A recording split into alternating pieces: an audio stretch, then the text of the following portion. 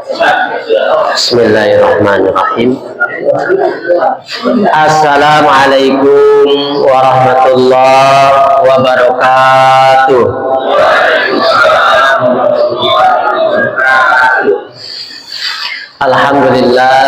Alhamdulillahilladzi arsala rasulahu bil huda wa dinil haqq liyuzhirahu 'ala dini kulli wa kafa billahi shahida. Asyhadu an la ilaha illallah wahdahu la syarika lah wa asyhadu anna Muhammadan abduhu wa rasuluhu la nabiyya ba'dah. Allahumma salli wa sallim wa barik ala Muhammad wa ala alihi wa ashabihi wa man tabi'ahum bi ihsanin illa yaumiddin, amma ba'du. Hadirin wal hadirat, bapak-bapak, ibu-ibu jamaah Masjid Al-Kautsar, puja dan puji syukur kembali kita panjatkan kehadirat Allah Subhanahu wa taala karena sampai malam hari ini kita masih diberikan nikmat dan karunia yang begitu besar, baik itu nikmat iman, nikmat Islam, juga nikmat yang tidak kalah penting bagi kita, yakni nikmat sehat walafiat. Sehingga dengan nikmat iman dan Islam dan juga nikmat sehat, kita bisa hadir dari rumah ke masjid ini. Pertama dalam rangka sholat maghrib berjamaah, dan insya Allah pada sholat maghrib ini kita lanjutkan kembali dengan salah satu kewajiban kita yang lain, yakni thalabul ilmi. Bapak Ibu yang dimuliakan oleh Allah Subhanahu wa taala, kajian kita malam hari ini dilanjut kembali masih di surat Al-Baqarah, yakni ayat 89. Quran surat Al-Baqarah ayat 89.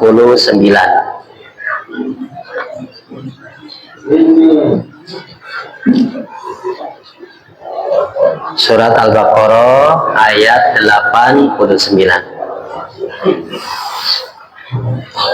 A'udzu billahi minasy syaithanir rajim.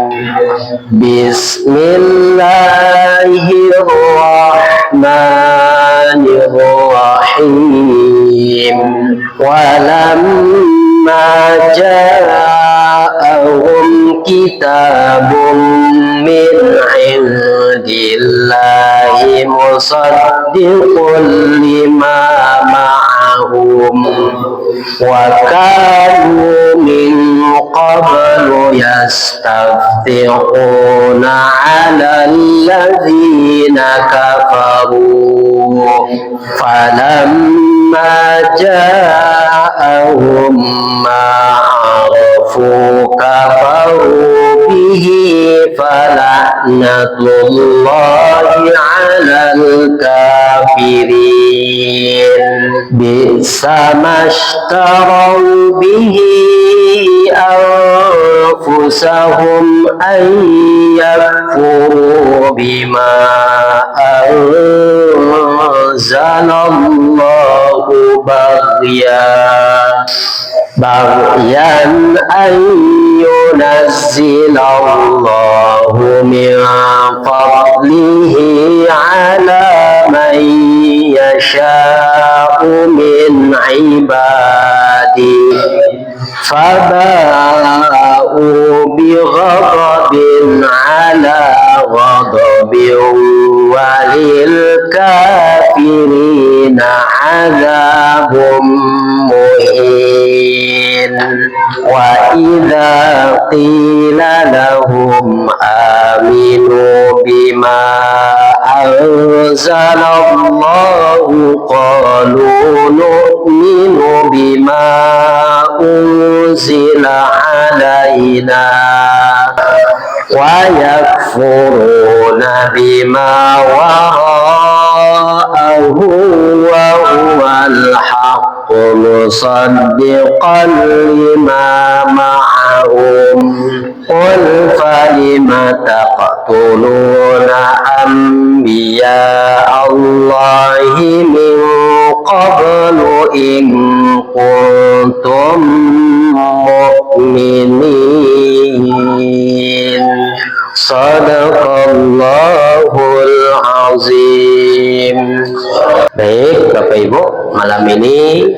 kita alhamdulillah bisa bertadarus bersama 3 ayat.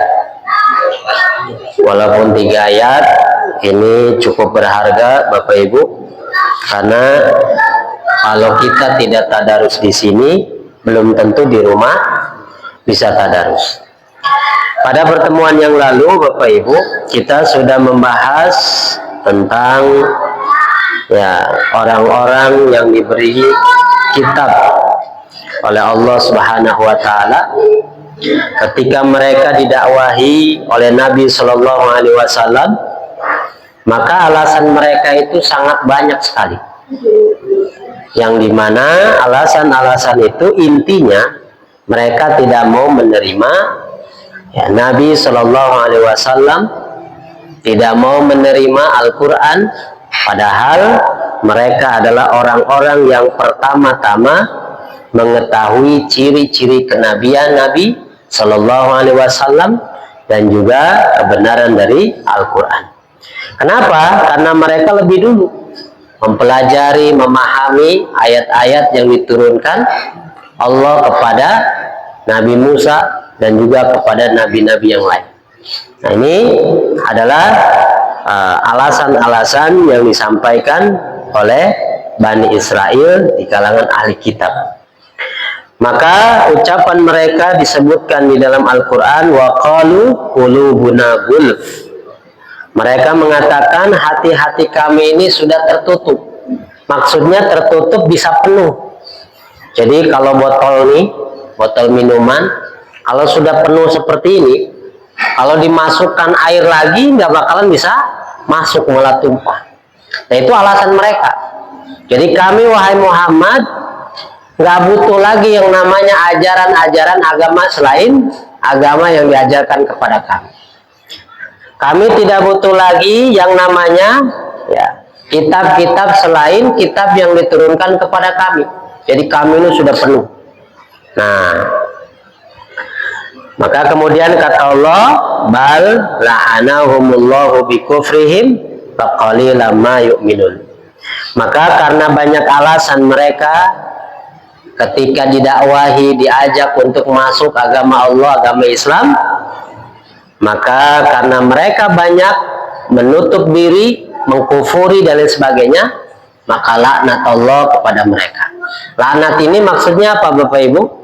Itu mereka dijauhkan dari petunjuk Allah Subhanahu wa taala. Jadi mereka itu ya menjadi orang yang tidak punya arah dalam kacamata agama Allah.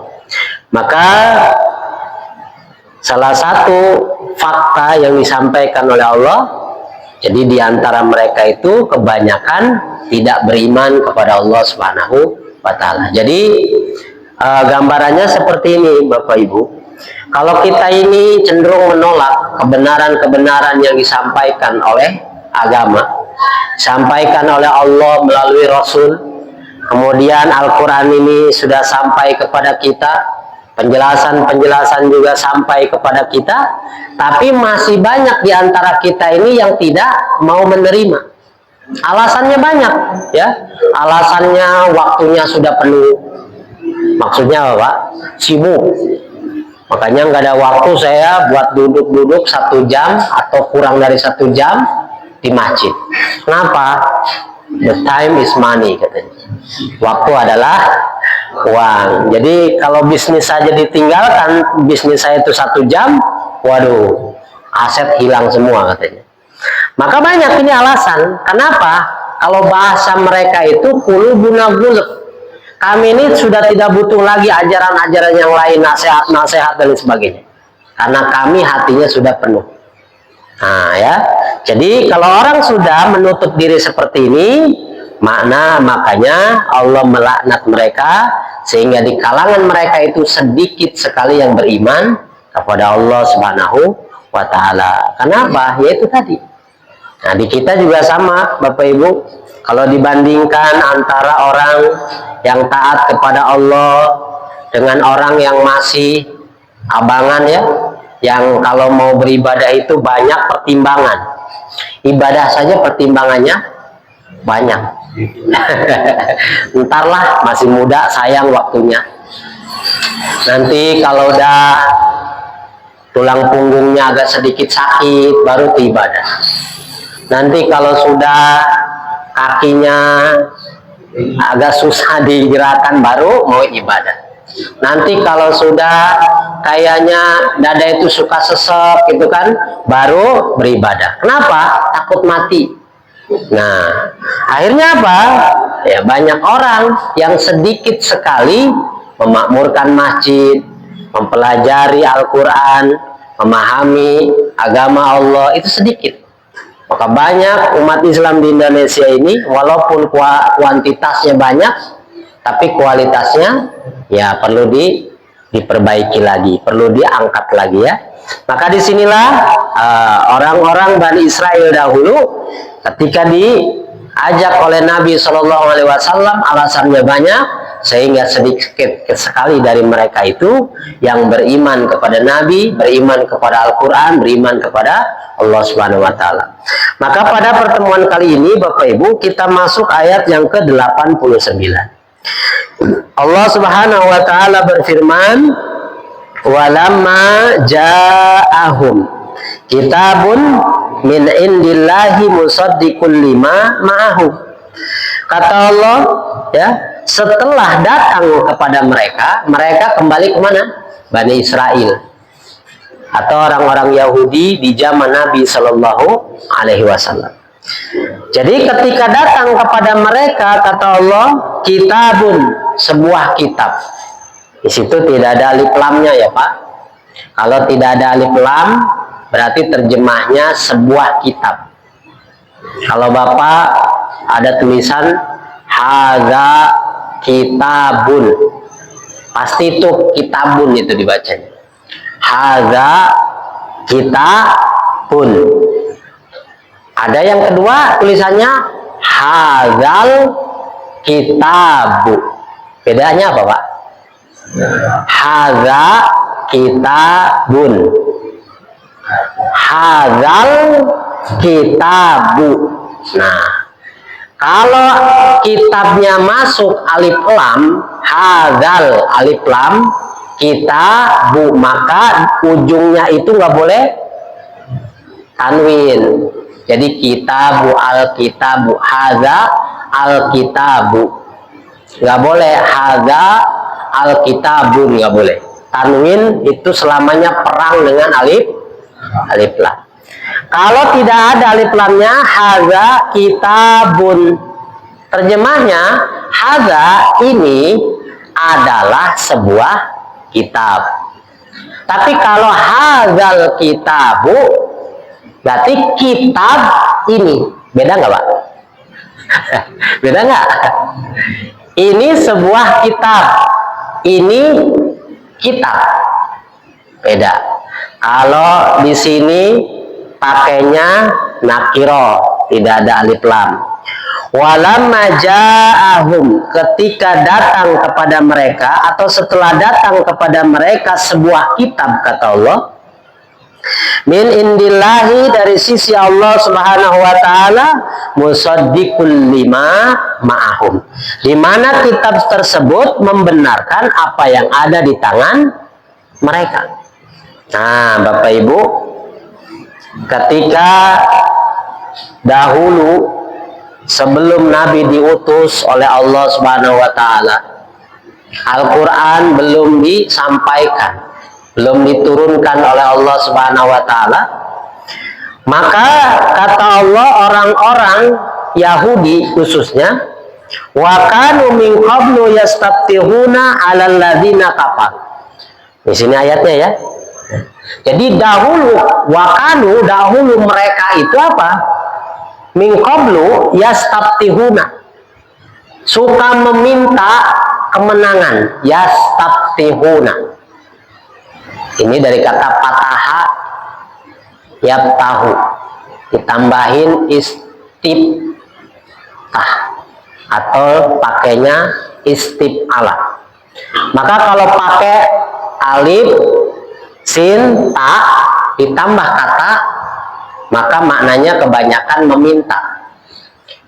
Goparo ditambahin alif sin ta, jadinya ghafara jadi istighfar. Kan gitu ya. Ghafara artinya ampun. Apa? Ampunan, ghafara. Tapi kalau ditambahin pakai alif sinta, maka itu menjadi minta ampun. Istighfar itu artinya minta ampun. Nah, mereka itu kata Allah dahulu sebelum Nabi diutus, Al-Quran belum disampaikan oleh Nabi Shallallahu Alaihi Wasallam, mereka itu suka meminta. Apa yang dia minta? Kemenangan. Yastaftihuna, mereka suka meminta kemenangan alal ladzina kafaru, terhadap orang-orang kafir.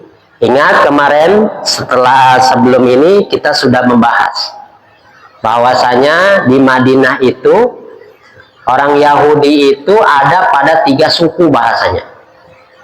Ada Quraisy, Bani Nadir, yang ketiga Quraisyah. Nah ya, itu 3-tiganya punya geng masing-masing. Dia kubu, misalkan Quraisyah punya kubu lagi orang musyrik. Quraisy dengan Bani Nadir punya kubu lagi. Nah, mereka itu selalu perang. Makanya kalau kubu ini dengan kubu ini berperang, otomatis di sini ada orang Yahudi, di sini ada orang Yahudi. Akhirnya mereka saling berperang. Kemudian setelah selesai peperangan, mereka saling meminta tebusan. Kan kemarin sudah. Nah, disitulah Bapak Ibu, orang-orang Yahudi itu selalu menyampaikan kepada orang-orang, khususnya adalah kaum Hajrat, kaum Aus, ya, orang-orang yang menyembah berhala. Mereka mengatakan bahwa nanti akan diberikan kepada kami seorang nabi dan rasul yang dengannya kami bisa mengalahkan musuh-musuh kami, yakni orang-orang kafir. Itu permintaan yang diminta oleh orang-orang Yahudi waktu itu. Nah, makanya turunlah ayat ini. Setelah datang kepada mereka sebuah kitab yang dibawa oleh seorang rasul yang mereka tunggu-tunggu, yang mereka minta kedatangannya oleh kepada Allah, ternyata apa yang dilakukan oleh mereka? Ya, mereka tidak mau beriman. Makanya kata Allah, falamma ja'ahum, setelah datang kepada mereka yang mereka minta itu seorang rasul, seorang nabi, ya, datanglah kepada mereka ma'arafu kafaru bihi. Ma'arafu, ya, dan mereka itu mengetahui, Pak, ciri-ciri yang ada yang mereka pelajari di dalam kitab mereka, bahwa seorang rasul yang akan diutus ini cirinya seperti ini, ya. Kemudian juga ciri-cirinya itu sudah jelas. Nah, ternyata sayangnya Pak, yang diutus oleh Allah bukan dari golongan mereka, jadi bukan dari suku mereka kasarnya. Akhirnya apa? Setelah mereka ketahui bahwa itulah sebetulnya seorang nabi dan rasul yang diutus oleh Allah, yang mereka minta selama itu, kemudian mereka apa kata Allah? Kafaru bih, mengkafirinya. Nah, ini sangat luar biasa ya. Maka kata Allah, karena mereka itu sudah minta, kemudian Allah berikan, diutuslah seorang nabi dan rasul dengan membawa Al-Quran, di mana Al-Quran membenarkan apa yang ada di tangan mereka, baik itu Taurat maupun Injil, tapi kemudian mereka mengkafirinya, menolak mentah-mentah. Maka apa yang dilakukan oleh Allah? Fala'natullahi alal kafirin. Allah melaknat orang-orang yang kafir. Kok pakainya kafir ya Pak? Bukan langsung orangnya gitu kan? Karena yang dilaknat itu adalah sifatnya. Setiap orang yang mengambil sifat kekafiran dilaknat sama Allah Subhanahu wa Ta'ala. Kita ini Pak, manusia sama dari dulu sampai sekarang. Ya, sifatnya juga sama. Ada yang mukmin, ada yang kafir. Nah, bagi orang-orang yang memilih kekafiran hidupnya, maka dia akan dilaknat, akan dijauhi dari petunjuk Allah Subhanahu wa Ta'ala. Bapak Ibu, kita ini kalau hidup di dunia, kita betul-betul yakin dengan ayat-ayat yang Allah sampaikan. Kalau kamu mau mengenal Allah, maka pikirkanlah ciptaan-ciptaan Allah. Ada langit, ada bumi, matahari, bulan, bintang yang begitu banyak, tumbuhan ketika turun hujan yang tadinya gersang jadi numbuh tak jukut-jukut, pepohonan dan lain sebagainya. Itu semua dihidupkan oleh Allah Subhanahu wa taala supaya apa? Kita yang hidup punya akal itu bisa memahami, kok bisa ya tatangkalan hirup sahanu ngahirupkeun. Tambah lagi, kok bisa janin yang ada di dalam perut manusia kok ucuk-ucuk bisa hidup? Atau kok bisa itu telur yang tadinya biasa seperti itu kemudian dirami kemudian jadi itu jadi kotok gitu kan? Kotok apa? Ayam. Jadi ayam. Itu adalah tanda-tanda kekuasaan Allah yang kalau kita memahami dengan baik, maka itu akan menyampaikan kita kepada keimanan kepada Allah dengan benar. Ini makanya kita itu Pak, dalam teorinya hidup itu serba jelas teorinya. Kita waktu kecil diajari misalkan nih ngomongin tumbuhan, ngomongin lingkungan, ngomongin kebersihan, ngomongin toharoh, macam-macam ya Pak. Teori-teorinya jelas. Teori itulah yang kemudian membuat kita ini bisa apa? Meneliti dan lain sebagainya. Makanya Bapak Ibu, nah ketika kata Allah, apa yang mereka minta itu datang seorang nabi, seorang rasul, yakni Nabi Muhammad SAW, dengan membawa ya Al-Quran disampaikan kepada mereka, dan mereka tahu bahwa apa yang ada di dalam nabi, diri nabi, kemudian juga Al-Quran, itulah kebenaran yang datang dari Allah Subhanahu wa taala.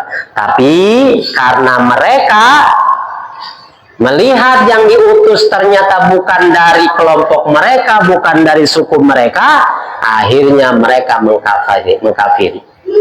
Nah, maka kata Allah, dilaknatlah orang-orang yang seperti ini. Jadi kafir ini Bapak Ibu artinya menutupi ya.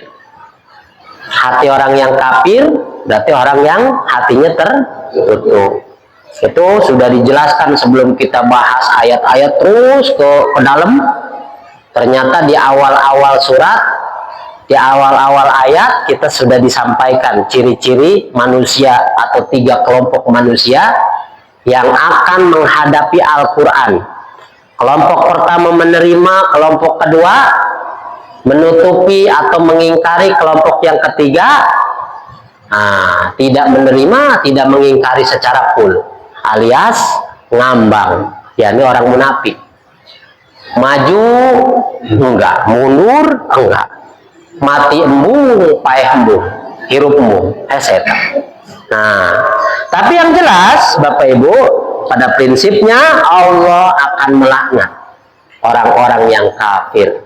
Maka pelajaran hidup kita ketika membaca ayat ini, kita itu digambarkan oleh Allah. Nih, Nabi sudah datang kepada kalian, menjadi uswah dalam kehidupan kalian seolah-olah. Laqad kana lakum fi Rasulillah uswatun hasanah. Telah ada pada diri seorang nabi dan rasul yang diutus oleh Allah, yakni Nabi Muhammad SAW. Itu suri toladan yang bisa kalian pelajari dan kalian pahami. Bagaimana Nabi berkeluarga, bagaimana Nabi bermasyarakat, bagaimana Nabi mengatur negara, bagaimana Nabi menjadi seorang guru, bagaimana Nabi seorang rasul, ya, bagaimana Nabi seorang panglima perang. Itu semua diajarkan oleh Nabi langsung, bisa dilihat, bisa dipelajari. Maka Nabi itu nggak aneh-aneh Pak, ajarannya nggak aneh-aneh. Kalau dia berkeluarga, maka dia juga berkeluarga, ya. Kalau dia sholat, dia juga sholat, kelihatan sama kita sholatnya. Kalau dia berperang, ikut dia berperang. Maka Nabi itu adalah uswah. Uswah itu adalah contoh, bisa dilihat. Makanya kita kalau jadi contoh, Bapak Ibu, jangan yang aneh-aneh, ya. Apalagi kita ini seorang dai misalkan. Seorang dai ngajarinnya yang aneh-aneh, ya. Ngelmu lah, apalah, karisma, apalagi. Pokoknya yang aneh-aneh itu. Nah ini, itu gak usah ya. Tapi sampaikanlah itu sesuai dengan apa yang diajarkan oleh Allah dan Rasulnya. Maka kata Allah Subhanahu wa taala di sini disebutkan fala'natullah 'alal kafirin. Allah akan melaknat tuh orang-orang yang berbuat kafir. Baik Bapak Ibu, kemudian yang ke-90 ayat. Ayat yang ke-90. Bi'sa mastarau bihi anfusahum ayyakfuru bima anzalallah. Ada di situ bagian. Nah, bi'sama berarti apa? Alangkah jeleknya. Ini jore amat ya tak? Bahasanya gitu. Alangkah buruknya, alangkah jeleknya. Apa yang disebut dengan alangkah jeleknya? Istarau bihi anfusahum. Kamu menjual diri sendiri, jadi dirinya dijual, Pak. Nah, untuk apa dijualnya? Ditukarnya kepada apa? Sehingga tukerannya atau jualannya itu sangat dibenci oleh Allah, karena itu buruk sekali. Ternyata an yakfuru bima anzalallah, dijual dengan kekafiran terhadap apa yang diturunkan oleh Allah. Dan motifnya kata Allah bagian, artinya dengki. Jadi di sini digambarkan oleh Allah Subhanahu wa taala, Bapak Ibu, bahwasanya Allah itu ya sangat membenci, ataupun Allah itu menyampaikan bahwasanya jualan yang dilakukan oleh orang-orang ini jualan yang sangat merugi. Kenapa? Karena mereka menjual diri mereka, maksudnya menjual keyakinan mereka, agama mereka, akhirat mereka, kebahagiaan mereka dengan kekafiran terhadap apa yang diturunkan oleh Allah. Apa itu yang diturunkan di sini? Al-Quran. Jadi mereka itu, Pak, sudah tahu Al-Quran itu musaddiqul lima ma'ahum. Sudah tahu Al-Quran itu membenarkan apa yang ada di tangan mereka berupa Taurat. Karena apa? Karena Al-Quran itu diturunkan oleh Allah. Tapi karena mereka itu ada sifat penyakit hati di dalamnya, bagian, yakni dengki, ya, istikbar kemarin, sombong, maka sudah, Pak. Mereka itu motifnya tidak menerima Nabi, tidak menerima Al-Quran, tidak beriman kepada Nabi, tidak beriman kepada Al-Quran. Motifnya bukan tidak tahu bahwa Nabi, Al-Quran itu benar, bukan. Mereka tahu persis bahwa Nabi itu adalah seorang Nabi dan Rasul. Al-Quran juga adalah kebenaran yang diturunkan oleh Allah. Tapi motif mereka tidak menerima dakwah Nabi dan Al-Quran itu karena ada dengki di dalam hati mereka. Dengki bahasa kitanya iri ya Pak. Iri. Kok bisa iri? Jelaskanlah oleh ayat ini. An yunazzilallahu min fadlihi ala man yasha'u min ibadi. Kenapa mereka benci? Kenapa mereka iri, dengki dan sebagainya? Iri kenapa sih Allah memberikan padilahnya, keutamaan Nabi dan Rasul tersebut kepada orang Arab, bukan dari Bani Israel. Padahal kata Allah, padilah-padilah tersebut, keutamaan-keutamaan tersebut Allah turunkan kepada siapa saja yang Dia kehendaki di antara hamba-hambanya. Jadi kita nggak bisa ngatur, Pak. Makanya kita nih, walaupun ada kan sempet ramai ya Pak, kenapa sih Nabi itu kok dari Arab bukan dari Jawa gitu. Oh, coba dari Pulau Jawa, hebat kita ya punya Nabi gitu kan. Tapi kok kenapa itu Nabi dan Rasul turunnya di Solo semua kebanyakan di Timur Tengah gitu kan? Nah, kita nggak usah nanya-nanya kenapa, apalagi nanya ke Google, nanya ke AI apa namanya. Nah, itu mah sudah hak Allah, mau menurunkan Nabi dari mana terserah. Itu adalah pilihan dari Allah. Jadi kita ini nggak bisa nyuruh-nyuruh, tidak bisa mencampuri urusan Allah, nggak bisa. Nah, maka yang diminta dari kita adalah bagaimana kita menerima, kita mengimani, kita membenarkan, dan kita menjalankan apa yang diperintahkan oleh Allah dan juga Rasulnya. Maka kita nggak usah nanya-nanya Rasulnya dari mana aslinya, nggak usah. Maksudnya nggak usah kita itu lari-lari ke sana. Sudah kerjakan saja apa yang ada di dalam Al-Quran, hadis-hadis Nabi, ikuti saja. Nah, di sini mereka motifnya tidak menerima Nabi, tidak menerima Al-Quran, padahal kebenaran itu nyata di mata mereka. Karena penyakit hatilah mereka kemudian menolak. Maka kemarin saya disampaikan di masjid ini ya, ada kan 3 penyakit yang menjadi apa Pak? Penyakit yang menjadi sumber keburukan bagi manusia. Pertama apa yang kemarin? Pertama itu sombong. Sombong ya. Nah, al-kibru itu sombong. Orang kalau sudah sombong ya susah. Batorul haq.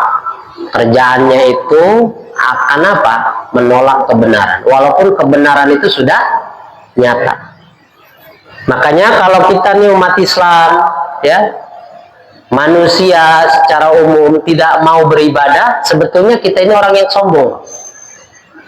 Jadi kalau kita ini nih seorang hamba Allah Subhanahu wa taala, sholat nggak mau, puasa apalagi perutnya sakit kan kalau puasa, tambah lagi zakat, gue capek-capek nyari duit dikeluarkan nih, hok amat. Nih, kalau kita nggak mau diatur oleh Allah, tidak mau beribadah kepada Allah dengan perintah-perintahnya tersebut, maka kita dikategorikan orang yang sombong, termasuk orang yang nggak pernah berdoa. Ngadoa atuh, dah yang lain ngadoa, bengal poe jatuh menang-menang.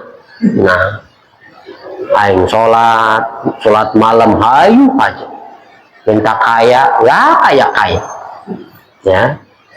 Saya sholat duha, ayo aja tiap hari sholat duha, tapi nggak kaya. Nah, mendingan nggak usah. Mendingan tuh lihat orang kafir kaya, walaupun nggak pernah berdoa katanya ya. Nah, jadi orang-orang yang tidak mau beribadah kepada Allah itu menolak kebenaran namanya. Maka disebutnya adalah al-kibru, orang yang menyombongkan diri, istikbar ya, menyombongkan diri. Nah, di sini sama, orang Yahudi tidak mau menerima Nabi ya, karena penyakit hati. Ya, ini penyakit hati, kalau bahasa di situnya apa? Selain istikbar, ada yang namanya hasad. Hasad itu tidak senang kalau seseorang itu punya kebaikan-kebaikan. Pengennya apa tuh Pak? Pertama, kalau kita melihat orang dapat kesenangan hidup, misalkan dapat rezeki banyak, kita ngeliat nih, nggak senang kita nih. Orang beli mobil, kita yang nggak tidur. Orang beli motor, kita yang panas, gitu kan? Nah, itu namanya dengki. Kenapa dengki? Karena kita nggak senang dengan orang mendapatkan nikmat, dan pengen nikmat itu harusnya dapatnya ke saya, bukan ke dia. Nah, itu namanya dengki. Nah, dengki ini Bapak Ibu sangat dilarang oleh Nabi Shallallahu Alaihi Wasallam. Bahkan Nabi itu memperingatkan betul-betul kepada orang yang beriman. Iyakum bil hasad, kata Nabi. Iyakum wal hasad. Jauhilah oleh kalian penyakit hasad. Yaitu tadi iri sama rezeki orang. Ya. Orang naik jabatan, dia belum naik, panas. Kita berjejer, ini jualan warteg, ini jualan warteg, panas. Yang satunya rame, yang satu sepi. Ini jualan cilok, ini jualan cilok sama. Ini karyawan sama. Wah, dia mah naik jabatan juga pasti ada udang di balik gitu. Udang di balik katanya. Wah, banyak tuh. Nah, makanya apa? Itu ketidaksenangan itu menunjukkan apa, Pak? Ada hasad di dalam diri kita. Makanya orang hasad itu cepet apa, Pak? Cepet apa? Cepet mati? Enggak. Mati mau urusan. Maksudnya orang yang kena hasad itu, Pak, nggak penyakitan badannya, tapi dia hidupnya nggak pernah tenang. Aduh, pokoknya napas sesek aja. Kalau ngeliat orang senang dia sesek. Aduh, susah itu orang. Makanya kata Allah, iyyakum wal hasada. Jauhilah sama kamu tuh si hasad. Kenapa? Innal hasada, sesungguhnya penyakit hasad ini itu akan menghapuskan kebaikan-kebaikan. Ya'kulu sayyi'at. Ya'kulu apa namanya? Ya'kulu kebaikan ya. Dia akan memakan kebaikan-kebaikan. Nah, sebagaimana apa? Sebagaimana api membakar kayu bakar, habis semua. Jadi apa namanya, kebaikan-kebaikan thayyibat itu akan hilang. Jadi ketika kita ini punya penyakit hasad, semua yang baik-baik kalau orang sudah kena hasad jadi buruk semua, Pak. Nah, ini hasad ini sama dengan bagian iri, dengki.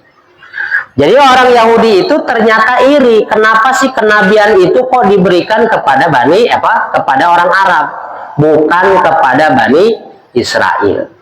Maka Nabi terakhir Bani Israel itu Nabi Isa alaihi salam. Setelah itu Nabi terakhirnya penutup semua Nabi dan Rasul itu dari bangsa Arab, dari keturunan Ismail.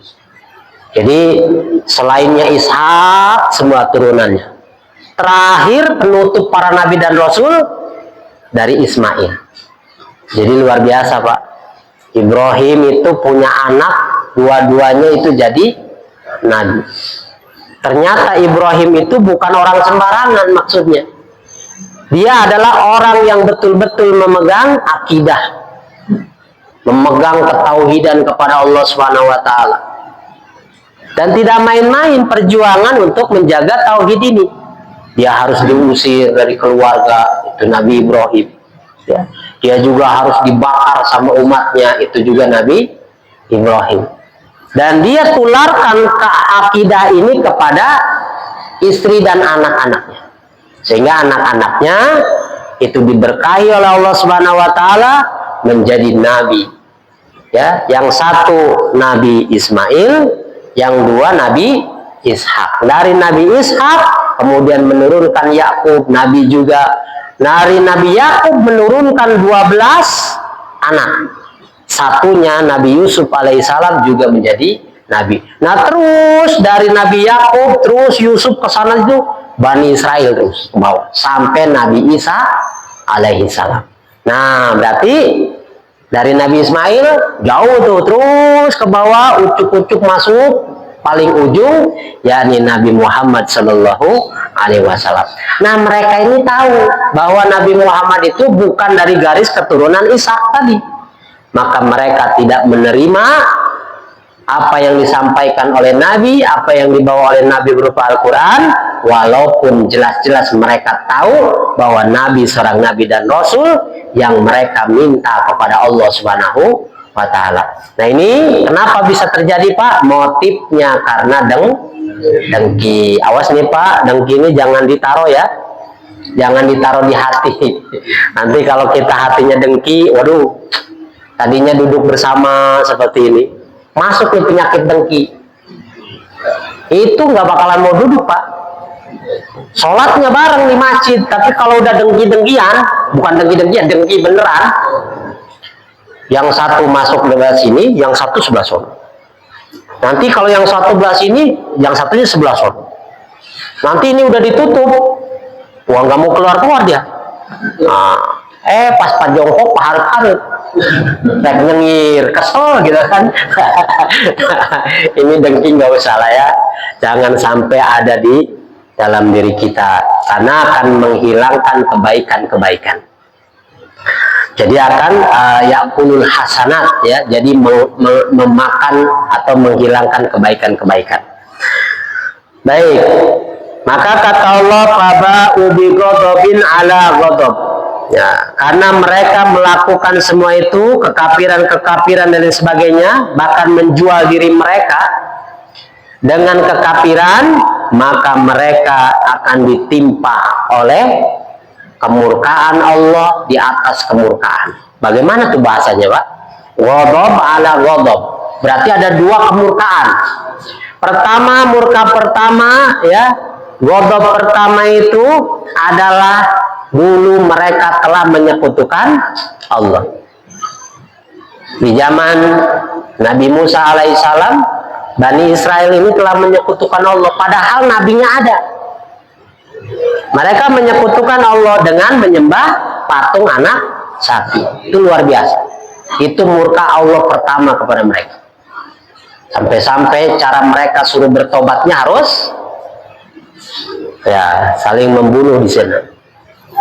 Yang kedua, ghadab yang kedua yang akan ditimpakan kepada mereka, ya karena mereka tidak mau menerima kebenaran yang disampaikan oleh Nabi dan juga kebenaran Al-Quran. Padahal mereka tahu bahwa itu kebenaran yang nyata, tapi karena kedengkian tersebut mereka menolak mentah-mentah. Maka itulah mereka akan dimurkai oleh Allah Subhanahu wa taala.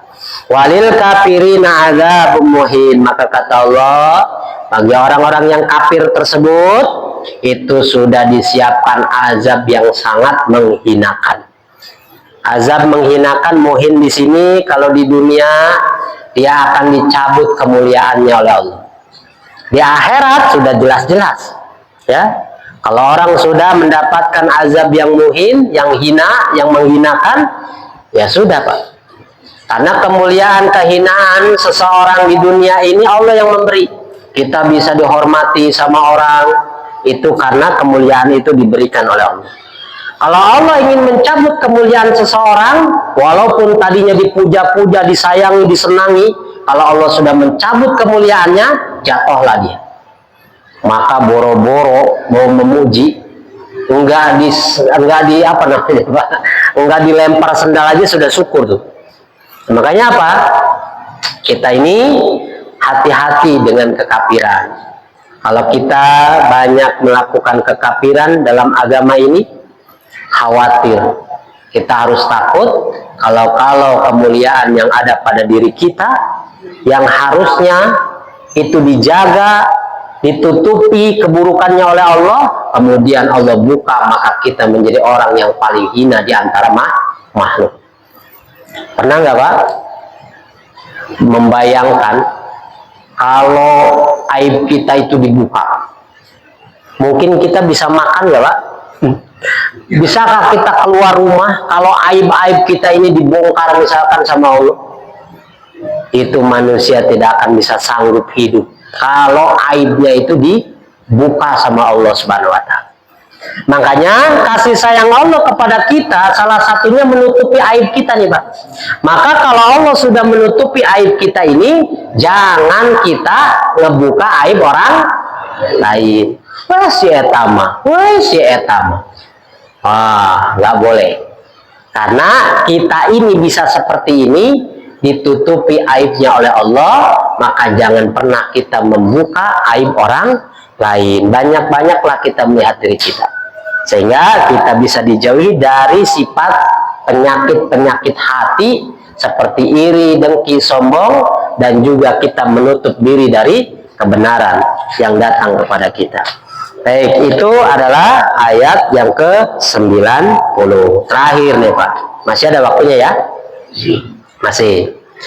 Wa idza qila lahum, dan apabila dikatakan kepada mereka, mereka kembali lagi itu para ahli kitab yang didakwahi oleh Nabi. Wa idza qila lahum, apabila dikatakan kepada mereka, aminu, berimanlah kalian. Tuh diajak tuh Pak.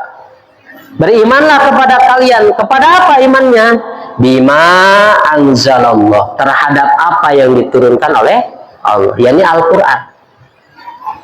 Al-Quran itu adalah fakta-fakta ataupun bisa apa namanya, yang bisa kita pelajari, ayat-ayat yang bisa kita pelajari, yang bisa menguatkan keyakinan kita atau keimanan kita. Contoh Pak, di zaman Nabi kedokteran itu udah maju belum sih? Belum. Kira-kira di zaman Nabi kedengeran nggak sama kita bahwa di zaman Nabi ada USG gitu? Ya, dulu mah zamannya zaman Paraji ya Pak. Bahkan di zaman sampai tahun 90-an itu masih pakai 2000-an lah masih lah ya. Sampai tahun 2000-an itu Paraji masih dipakai favorit itu Pak. Nah, tapi setelah kesini kemajuan teknologi tentang kedokteran dan sebagainya sudah maju, maka mereka sudah tidak boleh dilepas. Tapi kalau ada ya yang suka praji itu, yang lahirin bantuin, itu harus bergabung dengan orang-orang kesehatan yang punya ijazah di dalamnya. Kenapa? Ya karena bisa dilihat teknologinya kan. Nah, di zaman Nabi itu belum ada USG. Belum ada USG ya. Jadi nggak tahu yang namanya kalau ada nih yang perutnya hamil, oh ini laki-laki kata praji, oh ini perempuan, nggak ada praji itu, nggak ada yang tahu. Paling tahunya oh ini kira-kira udah 3 bulan, oh ini 4 bulan, 5 bulan, oh nyungsang nanti diurut, paling begitu.